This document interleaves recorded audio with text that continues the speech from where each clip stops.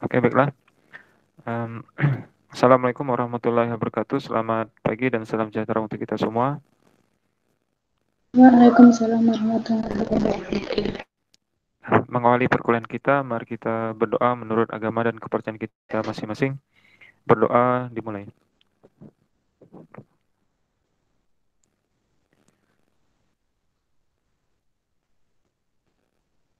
Berdoa selesai. Oke, selanjutnya saya akan menampilkan presentasinya. Tunggu sebentar ya.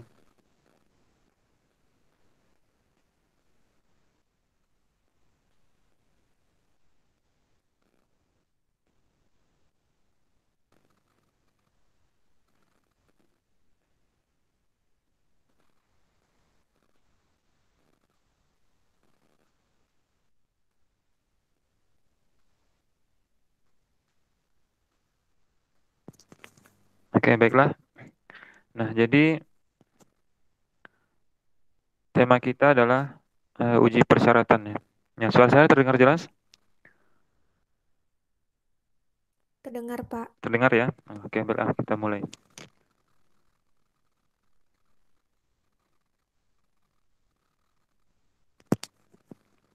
Nah, em, jadi yang dimaksud dengan uji persyaratan itu adalah uji yang kita lakukan untuk nantinya adalah menentukan jenis analisis statistik ya selanjutnya ya.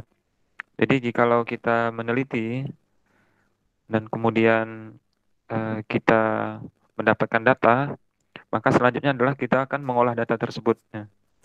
Nah, untuk mengolah data tersebut, maka kita pasti menggunakan statistik ya.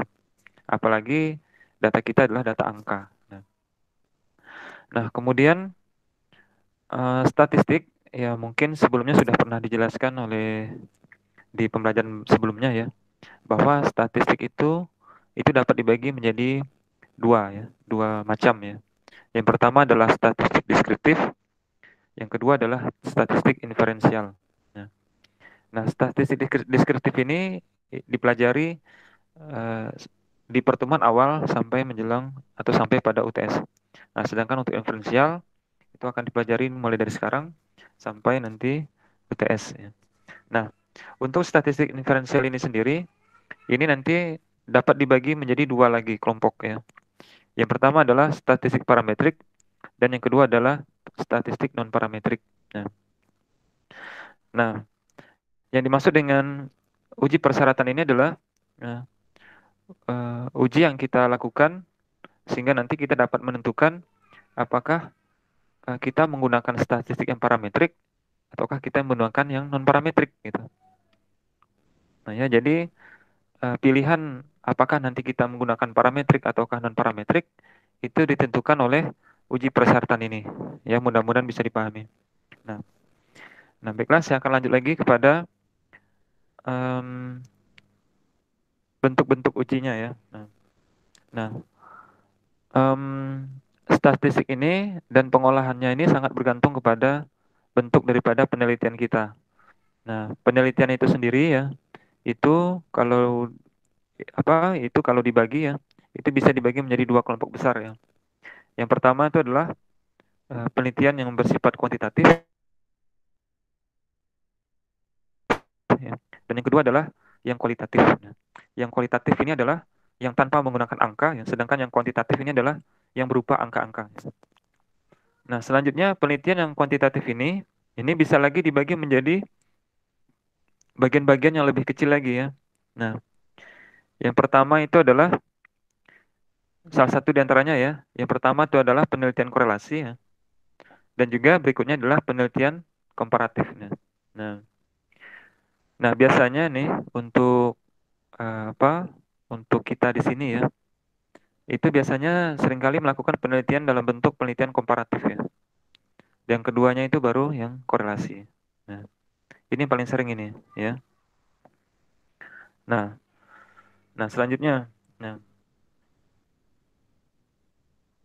uji-uji apa saja yang mesti dilakukan ya ketika penelitian kita adalah termasuk penelitian yang korelasi. Nah, untuk penelitian korelasi, uji persyaratan yang bisa kita lakukan itu ada dua ya.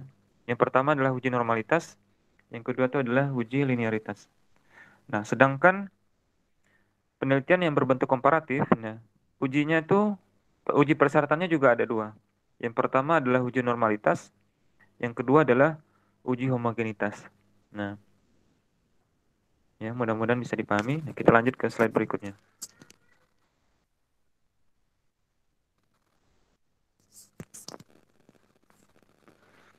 Nah, kemudian uji normalitas. Nah, jadi uji normalitas ini adalah uji yang dilakukan untuk mengecek ya, apakah data kita ini berdistri normal atau tidak.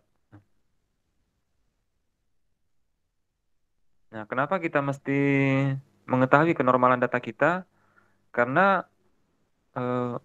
uji statistik ya, uji inferensial itu memerlukan syarat ini gitu, ya. Uji inferensial itu banyak bentuknya gitu. Ada uji yang mensyaratkan data itu mesti normal, ada uji yang mensyaratkan data itu mesti homogen, ada uji yang mensyaratkan data itu mesti linear gitu. Nah, kita tidak akan tahu uji apa yang mesti kita pilih kalau kita belum melakukan ini gitu. Jadi dengan melakukan uji normalitas ini, maka kita nanti akan terbantu ya untuk memilih uji inferensial yang tepat untuk menjawab ya masalah penelitian kita.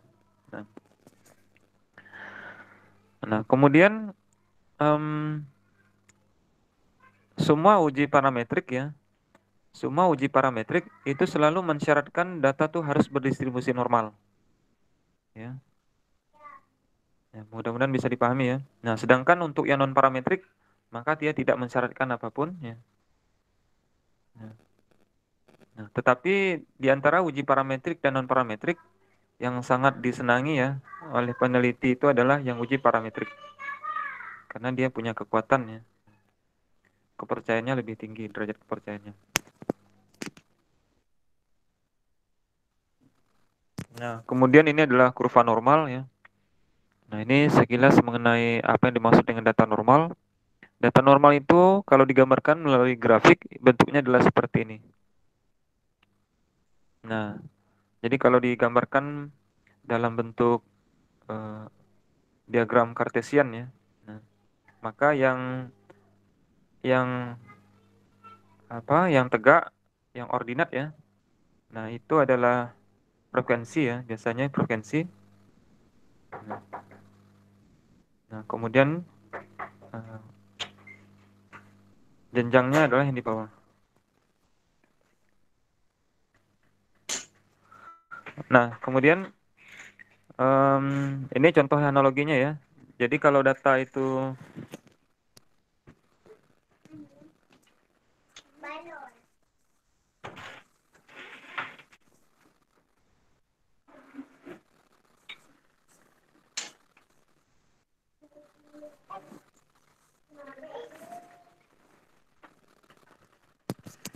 oke, kita lanjut lagi. Nah, jadi analoginya adalah begini. Yang data normal itu selalu yang berada di tengah itu akan memiliki jumlah yang paling besar. Ya. Itu data normal namanya. Nah, contohnya adalah misalkan skor ya, skor siswa misalkan. Nah, skor siswa dikatakan normal itu apabila yang rendah itu jumlahnya sedikit, sedangkan yang nilainya tinggi itu adalah yang jumlahnya sedikit juga. Nah, sedangkan yang menengah ini jumlahnya paling besar. Ini data normal namanya. Nah, ini analogi juga dengan kehidupan kita keseharian ya. Yang mana orang yang normal itu mewakili jumlah yang paling besar gitu. Nah, orang yang tidak normal ya, yang yang aneh itu biasanya jumlahnya sedikit ya. Nah, tidak mungkin yang aneh itu dijadikan normal ya. Terbalik dia. Nah, jadi kalau kita sendiri yang merasa normal di antara banyak orang, ya, artinya kita menganggap orang lain tidak normal, maka sebenarnya itu kesalahan ya. Yang benar adalah mereka yang normal, kita yang aneh sendiri. Ya, itu analoginya. Nah, kemudian bentuk metodenya ya. Nah, jadi untuk uji normalitas ini ada banyak sekali sebenarnya. Nah, tapi yang saya tampilkan sini ada 3 ya. Nah, 3 uji ini masuk ke dalam salah satu aplikasi yang yang banyak dikenal oleh orang ya, yaitu adalah SPSS. Nah, dalam pengujian normalitasnya, nah maka dalam pengujian normalitasnya, maka tiga uji inilah yang dimasukkan ya, yaitu adalah uji Kolmogorov, kemudian uji Shapiro-Wilk dan juga Lilliefors. Nah, kemudian taraf signifikansinya. Ini ada kesalahan sedikit ya. Ini nolnya cuma 2 ya. Nolnya cuma 2.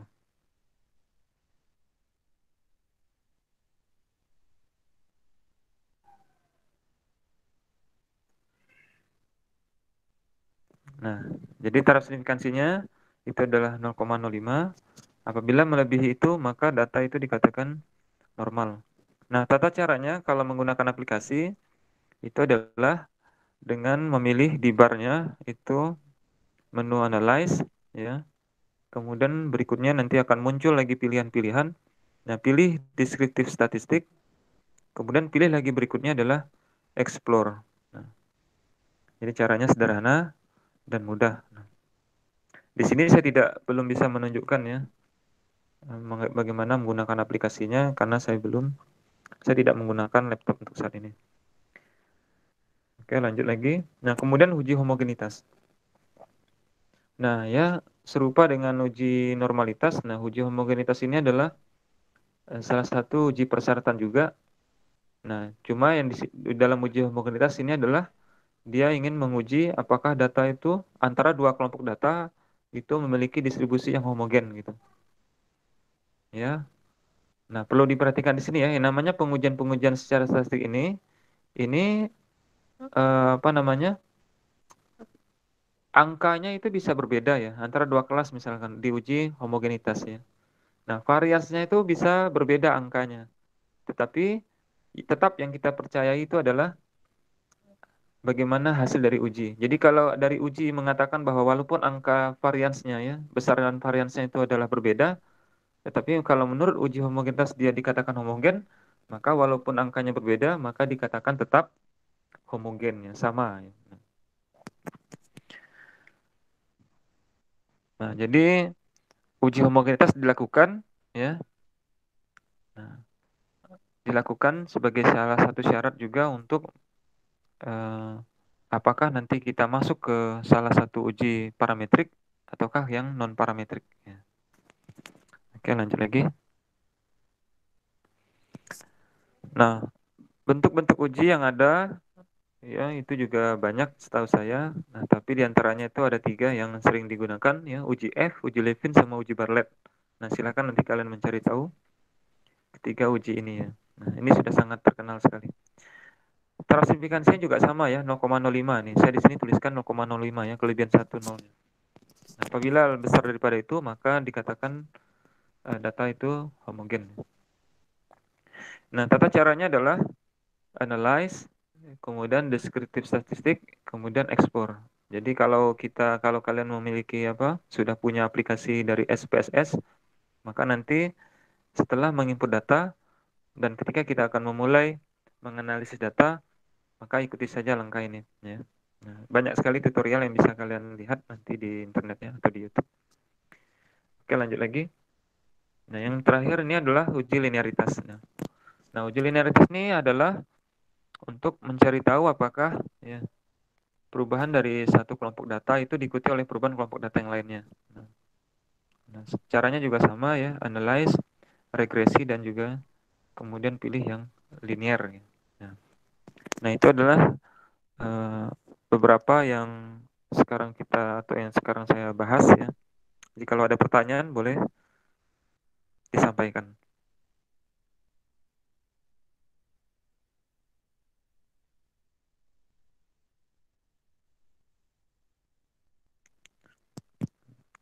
Oke, ada pertanyaan? Ya, sambil ya, kalau ada pertanyaan silakan saja disampaikan nanti. Nah, jadi begini ya. Jadi yang namanya statistik itu adalah cara kita nanti dalam mengemas data kita ya. Cara kita mengorganisasikan, mengolah data kita sehingga nanti bisa kita uh, kita ambil maksudnya ya. kita bisa mengambil inferensinya. Kita bisa menyimpulkan data tersebutnya, sehingga bisa menjawab masalah penelitian kita. Nah, ini artinya adalah statistik itu selalu terkait dengan yang namanya data, dan data selalu terkait dengan yang namanya riset atau penelitian. Ya, mudah-mudahan bisa dipahami. Nah, jadi apa? Bentuk dari penelitian kita itu juga berpengaruh nanti kepada bagaimana kita menganalisis dari data kita. Nah, sebagaimana tadi saya jelaskan bahwa penelitian ya secara garis besar itu bisa dibagi menjadi dua macam ya, penelitian kuantitatif dan kualitatif. Nah, terkhusus untuk penelitian kuantitatif, maka nanti bisa dibagi menjadi berbagai macam bentuk penelitian. Ada penelitian komparatif ya, ada penelitian korelasi, ada penelitian kausal komparatif ya, ada penelitian survei ya, dan banyak lagi yang lainnya. Ya, banyak sekali bentuk-bentuk penelitiannya. Nah, kadangkala bahkan antara satu ahli dengan ahli yang lain ini berbeda dalam pengelompokannya. Nah, ya. Nah, yang penting bagi kita adalah memahami dan mengetahui teori dari masing-masing bentuk penelitian tersebut. Ya. Oke, sejauh ini ada pertanyaan? Nah, untuk nanti untuk berikutnya saya akan langsung nanti mencoba untuk menyampaikan bagaimana caranya kita mengolah data ya dari penelitian yang sederhana ya, salah satu bentuk penelitian, lalu kita olah datanya lalu mendapatkan jawaban dari masalah penelitian kita menggunakan aplikasi SPSS ya. Nah, nanti setelah kalau misalkan SPSS ini sudah ya bisa kita pahami dengan baik dan kita masih memiliki waktu yang cukup, maka kita akan mencoba untuk mempraktikannya dengan cara manual juga. Nah, untuk manual kita akan menggunakan Excel. Ya, jadi kalau secara otomatis nanti kita menggunakan aplikasi. Nah, kemudian kalau secara manual nanti kita akan dibantu dengan Excel ya. Nah, jadi untuk sekarang boleh ya untuk belajar boleh dari kalian ini mempersiapkan aplikasi dari SPSS ya. Aplikasi SPSS dan silahkan baca lagi bahan-bahan yang lainnya yang terkait dengan apa yang nanti kita akan bahas. Ya, mudah-mudahan dari sini sudah tergambar nanti bagaimana pembelajaran yang akan kita lakukan sejauh ini di di di waktu ya di rentang setelah UTS ini sampai nanti UAS ya, yaitu terkait dengan ujian inferensial ya, bagaimana kita mengolah data kita dan ini dikaitkan dengan bentuk penelitian kita dan bagaimana kita menggunakan atau mengolah data kita dengan menggunakan SPSS dan diharapkan juga dapat juga kita membahas tentang bagaimana mengolah data menggunakan Excel. Oke, tidak ada pertanyaan, maka izinkan saya untuk bertanya. Nah, saya ingin bertanya kepada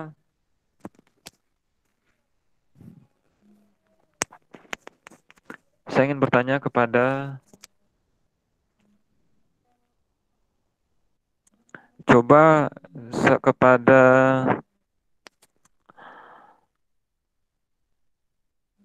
Selina. Selina ada?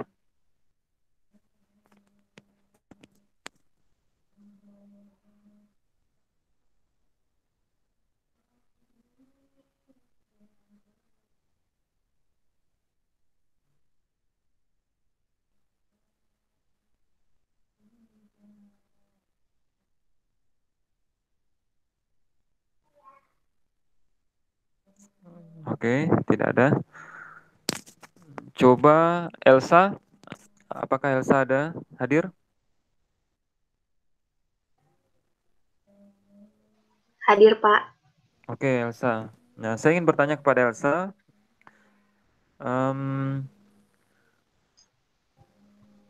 Yang dimaksud dengan data yang berdistribusi normal itu yang seperti apa? Nah, coba Elsa berikan penjelasan singkat.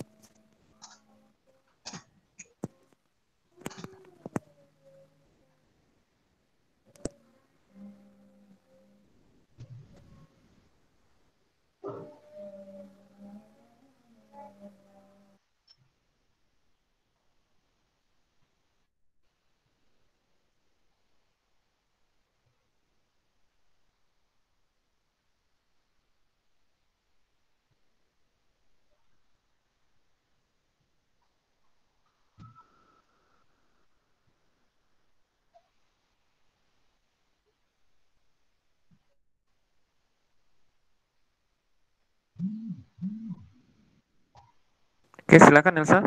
Mengapa atau apa yang dimaksud dengan data yang berdistribusi normal? Mungkin dari kurvanya, Pak. Kenapa dengan kurvanya? Data Um, normal itu apabila bentuk kurvanya gitu, Pak. bentuk kurvanya seperti kurva normal ya. Iya, Pak. Bentuk kurvanya itu normal gitu. Oke. Jadi benar ya, yang mudah-mudahan ini diperhatikan oleh semuanya ya. Jadi yang dimaksud dengan normal itu apabila data kita ya ketika kita membuat plotnya kita pasangkan dalam bentuk diagram kartesian maka nanti dia menyerupai lengkungan kurva normal tadi yang saya tunjukkan ya. Nah,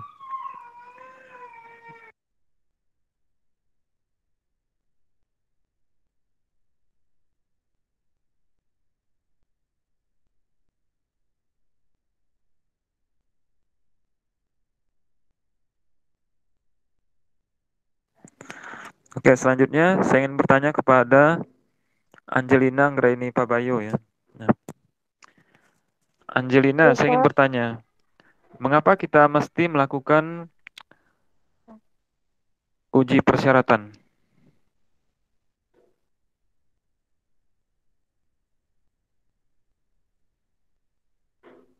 Angelina, ada? Ada, Pak. Oke. Nah, mengapa kita mesti melakukan uji persyaratan? Coba dijelaskan.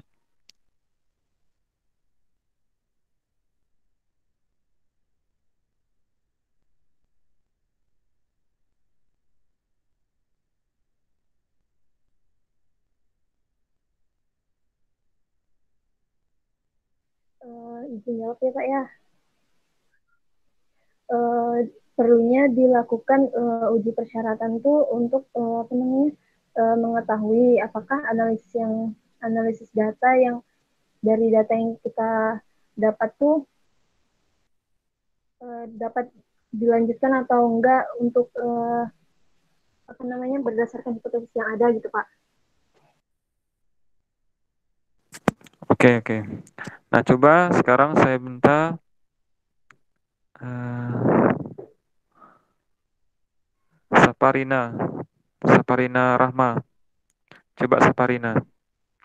Iya, Pak. Nah, dengan pertanyaan sama. Oh, Nah, mengapa kita mesti melakukan uji persyaratan? Ya, silakan. uji persyaratan itu dilakukan untuk menentukan jenis analisis statistik. Nah, jenis analisis statistik itu kan ada yang parametrik atau non parametrik, Pak. Ya, betul sekali ya. Nah, jadi jawaban Saparina ini yang terbaik jawabannya. Jadi betul ya. Jadi mengapa kita mesti melakukan uji persyaratan? Karena digunakan ya, karena uji persyaratan ini kita lakukan adalah untuk ya mengarahkan kita ya ke bentuk eh, statistik apa yang akan kita gunakan nanti. Nah, apakah statistik yang parametrik ataukah yang non parametrik? Jadi betul sekali. Oke, selanjutnya adalah pertanyaan terakhir dari saya. Ini juga penting sekali karena banyak kesalahpahaman ya terkait dengan masalah ini ya. Saya ingin bertanya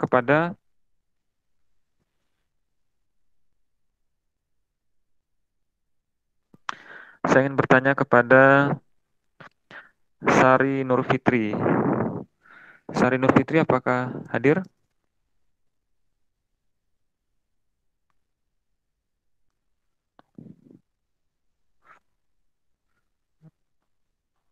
Oke, mungkin tidak ada. Saya ingin bertanya kepada Yana. Yana Aisyah Putri ada? Hadir?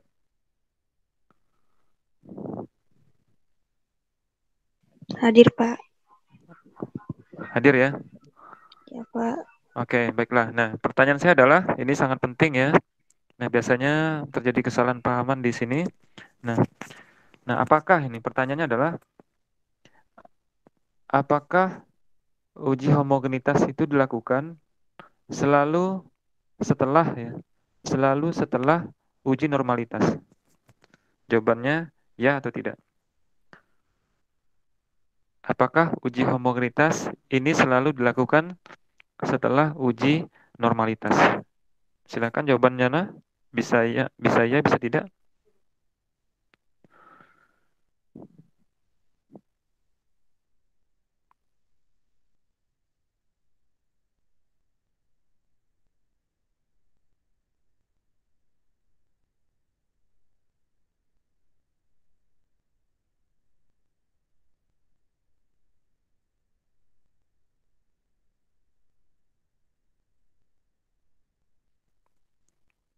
Halo, silakan.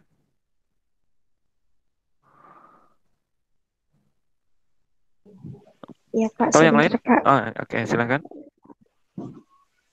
Menurut saya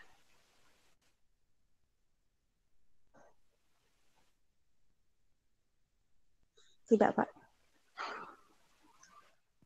Tidak ya, berarti tidak selalu jawabannya, betul? Menurut saya tidak. Mungkin Tidak. teman-teman lain ya. Mungkin teman-teman lain ada yang berbeda pendapat dengan saya. Bisa. Oke, silakan yang lain mungkin.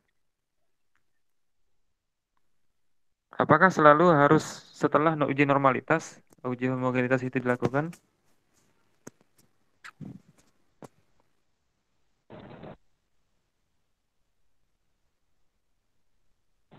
Pak, saya boleh menambahkan enggak, Pak? Boleh, silakan. Kalau menurut saya itu uji homogenitas itu tidak selalu digunakan, tapi uji homogenitas itu eh, digunakan pada uji parametris, Pak. Tidak di uji normalitas. Oke ya. Oke, saya akan meluruskan ini ya. Nah, jadi uji homogenitas itu tidak selalu harus ya dilakukan setelah uji normalitas dilakukan ya. Jadi uji normalitas ataupun homogenitas ini adalah dua hal yang berbeda. Homogenitas itu adalah untuk menguji bagaimana distribusi datanya ya, apakah berbentuk normal ataukah tidak. Nah, sedangkan untuk uji homogenitas ini adalah untuk mengetahui kesamaan dari distribusi datanya, apakah dia homogen atau tidak. Nah, nah, uji normalitas dilakukan pada setiap kelompok data ya. Nah, sedangkan uji homogenitas ini dilakukan minimal pada dua kelompok data. Paham ya? Nah, mudah-mudahan bisa dipahami ya. Nah, kemudian Bisa, Pak. tidak selalu ya, tidak selalu homogenitas ini menjadi syarat ya. Maaf, uji normalitas ini menjadi syarat untuk melakukan uji homogenitas. Ya, semuanya nanti dikembalikan kepada keperluannya ya. Nah, cuma ya tadi ya sebagaimana tadi saya sampaikan di awal bahwa semua uji parametrik itu pasti mensyaratkan datanya berdistribusi normal, semua yang parametrik. Nah, sedangkan eh, untuk homogenitas itu dikembalikan kepada bagaimana bentuk penelitiannya. Jikalau penelitian kita itu adalah penelitian yang komparatif, maka uji homogenitas itu bisa saja ya dilakukan ya. Nah, tapi kalau penelitian kita adalah penelitian korelasi, maka tidak perlu ya. Homogenitas tidak perlu kita lakukan. Ya, tidak ada makna yang bisa diberikan dari kesamaan data ini ya untuk penelitian korelasi. Oke, ya. Sejauh ini ada pertanyaan enggak dari kalian semua? Nah, kalau tidak ada, mungkin saya cukupkan saja untuk yang awal ini. Nanti berikutnya baru kita masuk ke inti ya, yaitu bagaimana cara mengolah data. Nah, kita akan khususkan menggunakan SPSS dan juga Excel.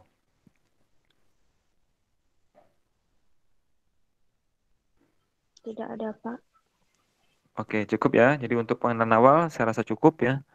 Nah, mudah-mudahan nanti perkuliahan kita berjalan baik ya. Nah, mudah-mudahan nanti semuanya juga dilengkapi dengan fasilitasnya. Fasilitasnya nanti terlengkapi semua, yaitu adalah SPSS dan juga Excel-nya. Oke lah, itu saja ya untuk pertemuan hari ini. Eh, kita tutup ya. Assalamualaikum warahmatullahi wabarakatuh. Selamat pagi semuanya. Waalaikumsalam warahmatullahi wabarakatuh. Pagi, Pak. Terima kasih, Pak. Terima kasih, Pak.